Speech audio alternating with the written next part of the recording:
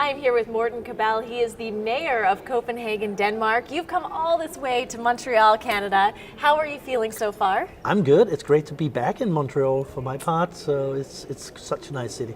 Excellent. Well, Canada certainly welcomes you.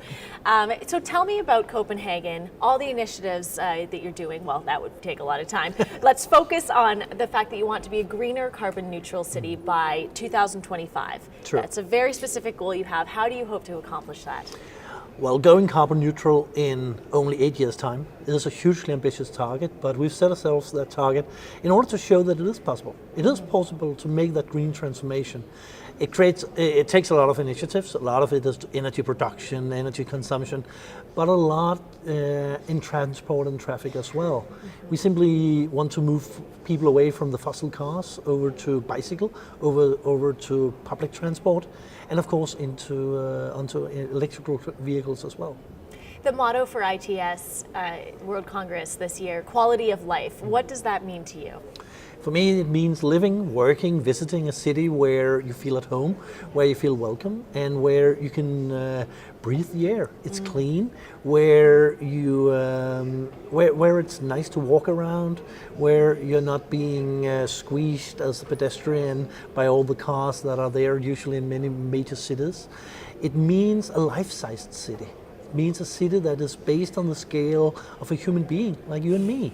Because that's what we are, and we know for thousands of years that that has been the basis of a good city. Right. So that's what it actually takes to return to the old ideas of what it takes to become a good city. So what technology does it take to create that livability factor? For me, it's about let's make technology help people getting onto their bicycle, or help the heavy vehicles get faster through town so that they don't pollute as much, because we all need heavy vehicles to bring goods into the city. But what we don't need for them is to pollute. What we need is ITS solutions helping the public transport to go faster, so you can transport a lot of people through town and to town, and also to make sure that it's safer, for instance, to be on your bicycle. Let ITS help in preventing right-turning trucks, creating accidents, for instance, in the streets. All these are parts of the ITS solutions that we are implementing in Copenhagen. Now, looking forward to ITS World Congress in Copenhagen, what do you hope to accomplish there? Well, we are excited of welcoming the whole ITS community to Copenhagen in 2018. I must say that. It's such a great thing for us. We hope to show that ITS and quality of life goes hand in hand. Right. That this is not about technology. Technology is only important if it actually helps you as a city to improve and to create a better city. And that I think ITS can do, and we want to make sure that Copenhagen shows how it can be done, and also that we learn a lot from cities, from the ITS community, from companies all over the world. When you come to a place like Montreal and you're surrounded by your peers, do you find that your ideas are supported here? I do. Yeah. I actually do. Montreal is a great place to visit.